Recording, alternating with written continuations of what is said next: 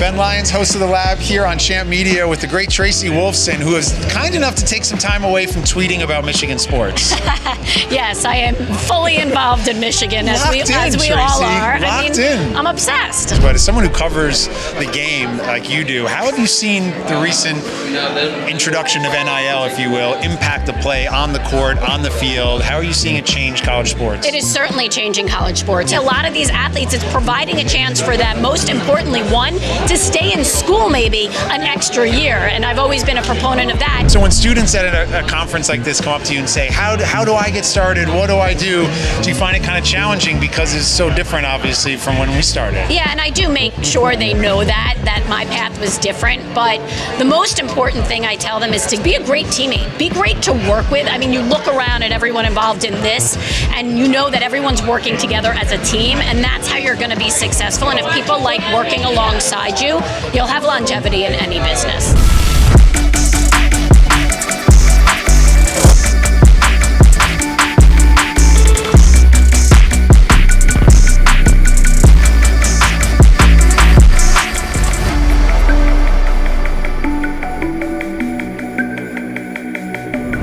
Ben Lyons, host of The Lab here on Champ Media with the great Tracy Wolfson, who is kind enough to take some time away from tweeting about Michigan sports.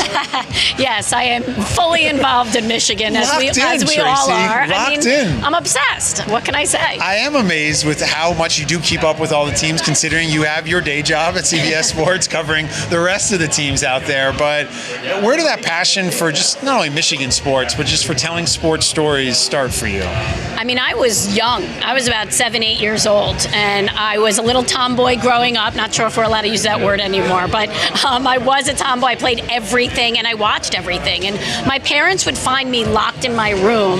Don't ask why I had a TV in my room, but they did allow it. And they found me locked in my room watching sports. And I was watching the NBA Inside stuff. And I remember seeing Willow Bay was working with Ahmad Rashad. And you might remember on The Last Dance, they showed a lot of those clips. And I was like, that's what I want to do.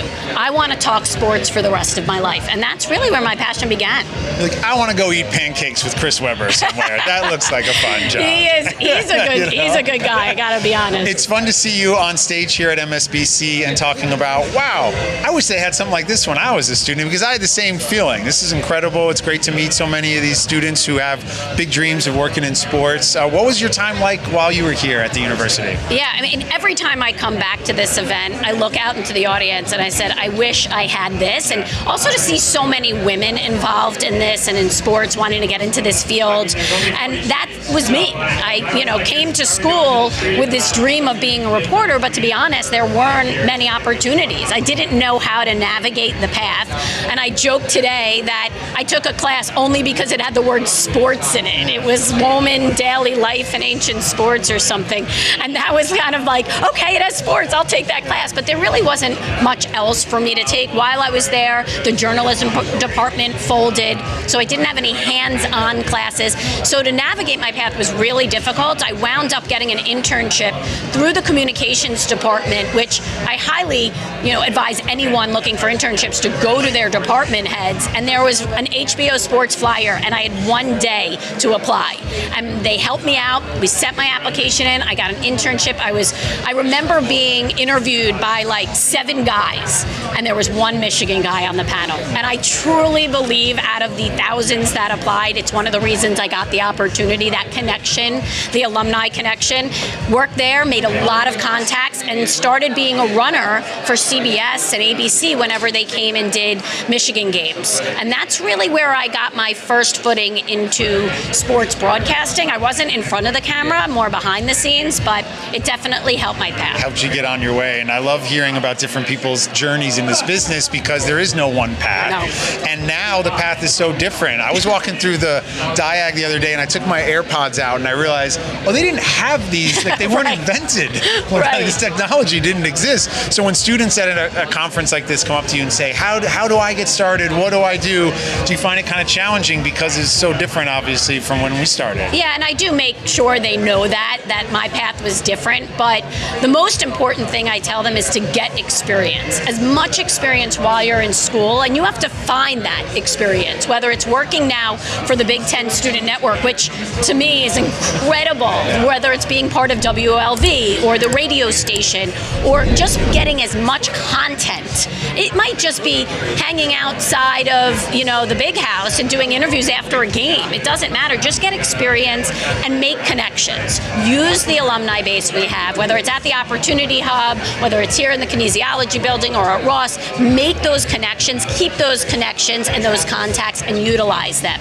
Those are the two most important things. And then I just tell everyone in general, just be a great teammate. Be great to work with. I mean, you look around at everyone involved in this, and you know that everyone's working together as a team, and that's how you're going to be successful. And if people like working alongside you, you'll have longevity in any business. Lastly, we talk a lot on this show about the power of NIL, how the student athletes navigate the NIL space throughout their own careers. But as someone who covers the game like you do, how have you seen the recent introduction of NIL, if you will, impact the play on the court, on the field? How are you seeing it change college sports? It is certainly changing college sports, and I see it, specifically really in college basketball. And just we see it with the teams and how they're changing every day, and how it takes a few weeks and months for teams to gel, and the transfer portal and everything that's involved now in this new age of college basketball. But I've been a big proponent of paying players for a long time, not necessarily being handed a paycheck, but getting involved and allowing them to make money off their name, image, and likeness. And I really like where we're going with this. And yes, certainly there might need to be some capping or some rules put in place, but I think it's great for the student athletes, and I think it's really good for the universities as well. And certainly a lot of these athletes, it's providing a chance for them, most importantly, one, to stay in school maybe an extra year. And I've always been a proponent of that. And also being prepared after they graduate or after they go on to the next level. And maybe if it doesn't work out, being prepared as well. And so been a big proponent of it for a long time. You mentioned the success of the college basketball in terms of NIL. We're seeing both Kim Barnes-Arico and Dusty May take full advantage of the world of NIL. What are your hopes and dreams for the Michigan basketball teams this winter and spring? I think the sky's the limit for both of these teams. What Kim has been able to do has been so impressive, certainly ranked again. Hardest working team in America. Oh my God, she is the best. I love every one of the members of that team, and I love the job that she's done. And then, Dusty, I had a chance to cover him in FAU. I knew right away he'd be success when there was the job opening. I actually covered one of his final game in the tournament, and I was like, I hope to see you in Michigan next year, having no idea that he would be hired. But of course, what a great hire. And I think we witnessed that just seeing what he did last year in terms of inheriting a whole new team and being able to get them to, and we talked about the team earlier. That's what it's all about, right?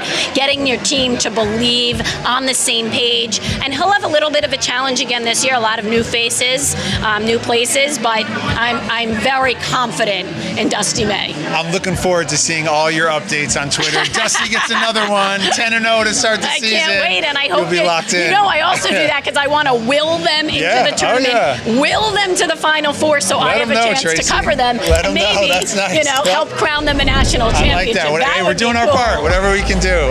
Great Tracy Wolfson joining us here right on The Lab. As always, go blue. Go blue.